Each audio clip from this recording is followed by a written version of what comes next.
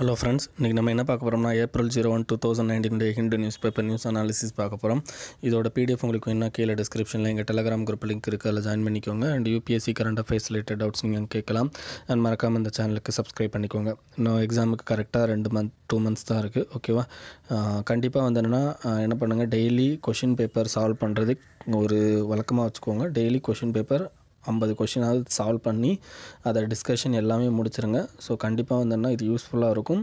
ஞாபகம் வச்சுக்கோங்க. டெய்லி உங்களுக்கு முக்கியமானது என்னன்னா கொஷின் பேப்பர் சால்வ் பண்ணுறது தான். நீங்கள் பேசிக்ஸ் படிக்கலை, ஓகேவா? அதையும் வச்சுக்கோங்க. But daily 50 questions around 2 hours கிட்ட ஆகும். ஸோ 50 கொஷின்ஸ் கண்டிப்பாக என்னென்னா நீங்கள் டெய்லி சால்வ் பண்ணுங்கள். அது ரொம்ப யூஸ்ஃபுல்லாக இருக்கும், மறந்துடாதீங்க.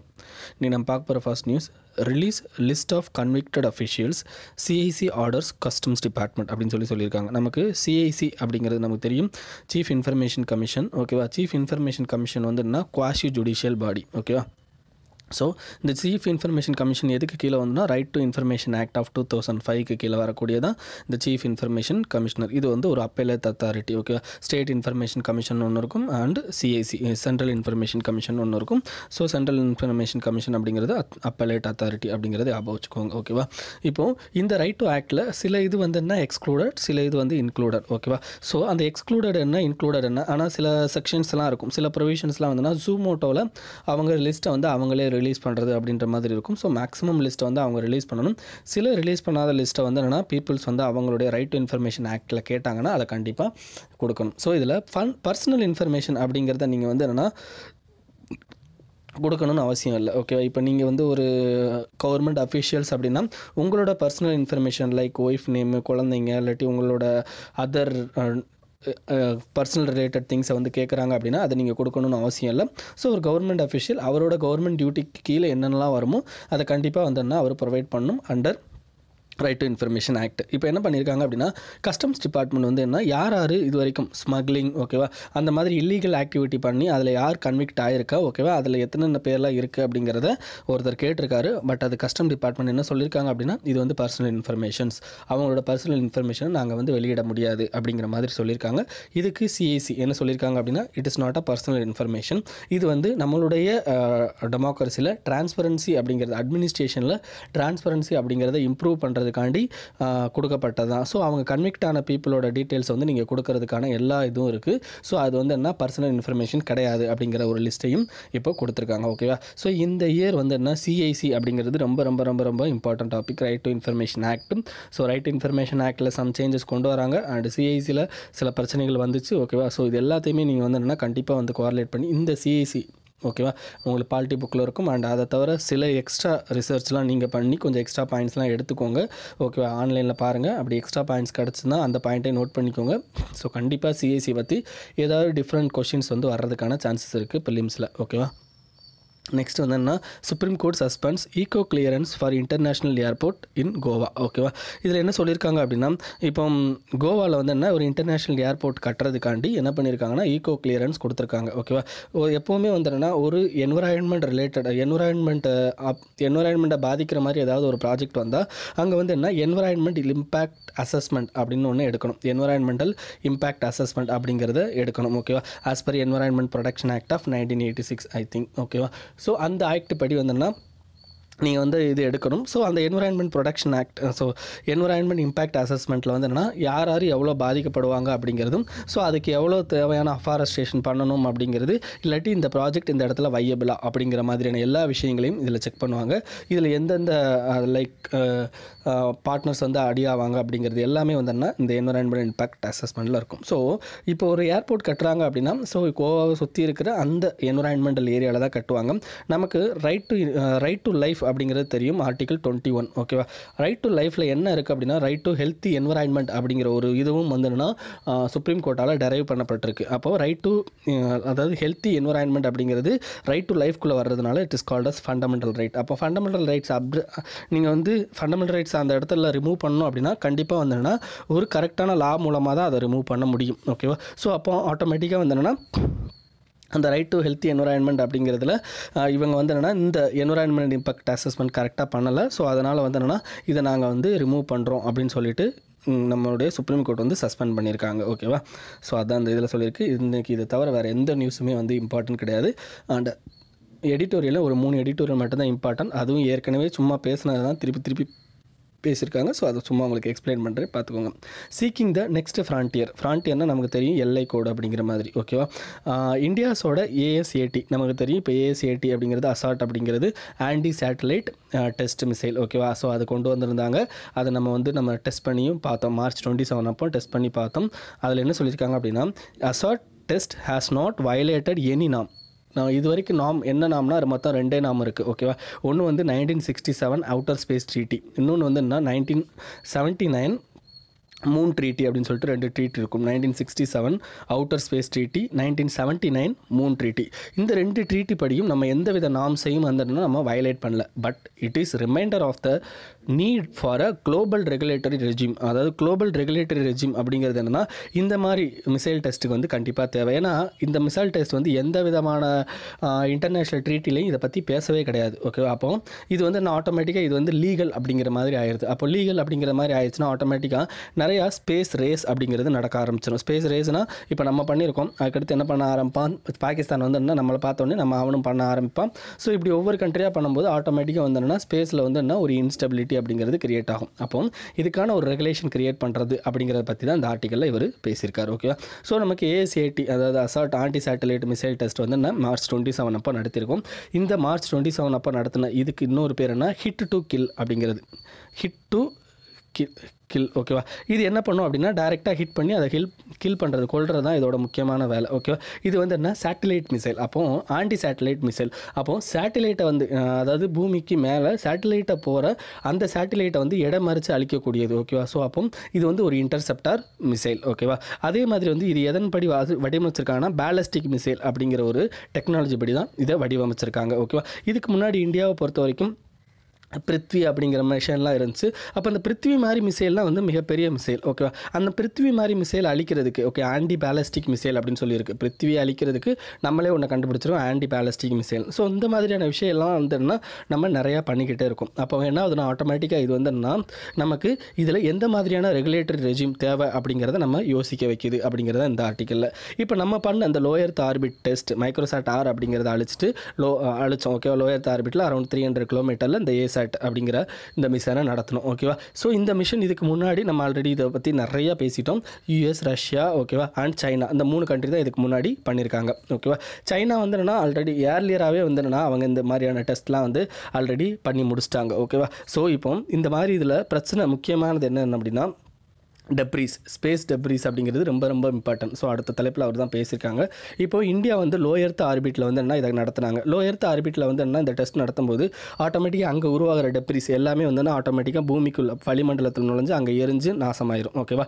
ஸோ நமக்கு இப்போ இன்டர்நேஷ்னல் ஸ்பேஸ் ஸ்டேஷன் அப்படின்னு ஒன்று இருக்குது, 350 கிலோமீட்டரில் லோ எர்த் ஆர்பிட்டில் இருக்குது. இப்போ நம்ம உருவாக்குன டெப்ரீஸ் வந்து என்னன்னா நம்ம அந்த இன்டர்நேஷ்னல் ஸ்பேஸ் ஸ்டேஷன் வந்து என்ன எதுவும் பாதிக்காது அப்படின்னு சொல்லிட்டு இப்போ US லேட்டஸ்ட்டாக ஒரு ரிப்போர்ட் கொடுத்தாங்க. ஓகேவா? அதே மாதிரி இந்த டெப்ரீஸ்லாம் 45 நாளைக்குள்ள அழிஞ்சு போயிடும் அப்படிங்கிற மாதிரியும் அவங்க சொல்லியிருக்காங்க. ஆனால் சைனா வந்து என்னன்னா இதுக்கு முன்னாடி அவங்க ஒரு டெஸ்ட் நடத்தினாங்க, இதே ஆன்டி சேட்டலைட் மிசைல் டெஸ்ட் தான்.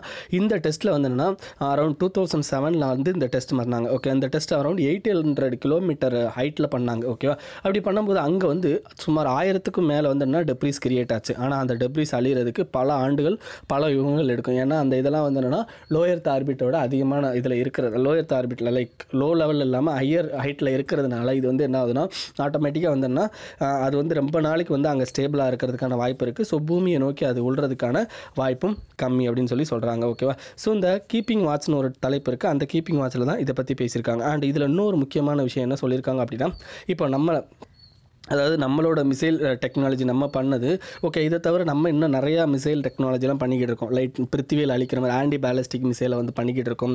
அதே மாதிரி long range detecting radar, tracking radar, long range tracking radar அப்படிங்கிற ஸ்வாட்ஃபிஸ் அப்படிங்கிற ஒரு ப்ராஜெக்டை பண்ணிக்கிட்டு இருக்கோம்.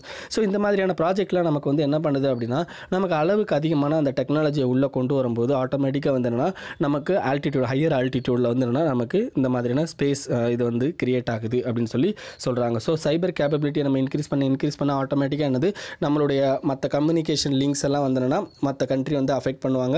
ஸோ அப்படி அஃபெக்ட் பண்ணும்போது ஆட்டோமேட்டிக்காக அந்த ரேஸுங்கிறது இன்க்ரீஸ் ஆயிரும் அப்படின்னு சொல்கிறாங்க. ஓகேவா. க்ரௌடட் ஸ்பேஸ் அப்படிங்கிற ஒரு தலைப்பு இருக்குது. இந்த க்ரௌடட் ஸ்பேஸ் அப்படிங்கிற தலைப்பில் என்ன சொல்லியிருக்காங்க அப்படின்னா, ஃபஸ்ட்டு 1957 அப்போ ஸ்புட்னிக் அப்படிங்கிற ஒரு இது சேட்டிலைட் தான் ஃபஸ்ட்டு லான்ச் பண்ணுறாங்க. ஓகே. அதிலிருந்து அரௌண்ட் 8000 சேட்டிலைட் கிட்ட இப்போதைக்கு சுற்றிக்கிட்டு இருக்கு.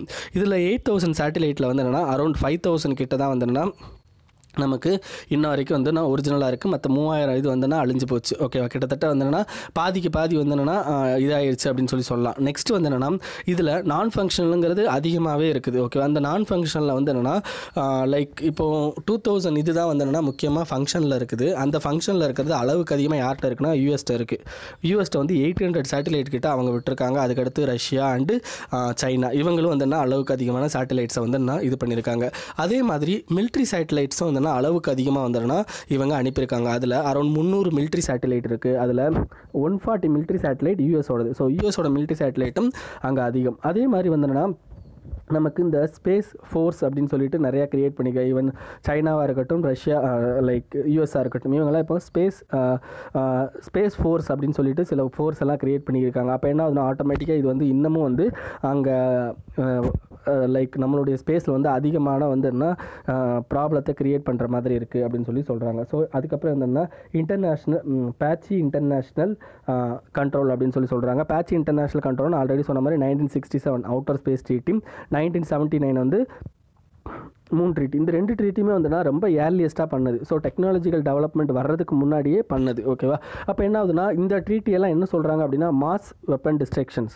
ஓகே. அது வந்து என்னென்னா இங்கே வைக்கக்கூடாது, அதாவது என்ன ஸ்பேஸில் வைக்கக்கூடாது அப்படிங்கிறது அந்த ட்ரீட்டியில் இருக்குது. பட் என்னென்னா இந்த பேலஸ்டிக் மிசைல்லாம் வைக்கலாமான்னா பேலஸ்டிக் மிசைல்லாம் வச்சுக்கலாம். அண்ட் அதர் டிஸ்ட்ரக்ஷன் இதெல்லாம் இப்போலாம் வந்து என்ன கெமிக்கல் டிஸ்ட்ராக்ஷன் லைக் நமக்கு கெமிக்கல் மூலமாக வந்து என்னென்னா இதெல்லாம் பண்ணுறாங்க. ஓகேவா. ஸோ அப்போது அந்த மாதிரியான விஷயங்கள்லாம் வைக்கக்கூடாதுனால் அந்த மாதிரி விஷயங்கள்லாம் அந்த ட்ரீட்டி வர்றப்போ இல்லை. ஸோ அதனால் ஆட்டோமேட்டிக்காக வந்து என்னென்னா இதெல்லாம் வைக்கிற நிலைமையில் தான் இப்போ இருக்கிறாங்க அப்படின்னு தான் இந்த ஆர்டிக்கலில் சொல்கிறாங்க. ஸோ அதே மாதிரி வந்து என்னென்னா யுனைடெட் நேஷன் ஜென்ரல் அசம்பிளி வந்து சில இதெல்லாம் கமிட்மெண்ட்லாம் இப்போ பண்ணாங்க. பட் இதுவும் வந்து என்னென்னா எஃபெக்டிவாக வந்து என்னென்னா கண்ட்ரோல் பண்ணுற மாதிரி இருக்கானா இல்லை. ஸோ அட் ப்ரெசென்ட் வந்து என்னென்னா மற்ற எல்லா கண்ட்ரியும் வந்து என்னென்னா இந்த மாதிரி வந்து ஸ்பேஸ் ரேஸ் கொண்டு வரும்போது ஆட்டோமேட்டிக்காக வந்து என்னென்னா நமக்கு ஒரு குளோபல் ரெகுலேட்டரி ரெஜிம் அப்படிங்கிறது என்ன ரொம்ப இம்பார்ட்டன்ட் அப்படிங்கிறது தான் இந்த ஆர்டிக்கலில் சொல்லியிருக்காங்க. ஓகேவா. நெக்ஸ்ட் வந்து என்ன கர்தார்பூர் ஃபோக்கஸ். நான் ஆல்ரெடி சொன்னோம் கர்தார்பூர் காரிடாரில் முக்கியமாக இந்தியா வந்து என்ன 2 கோரிக்கை வைக்கிறாங்க.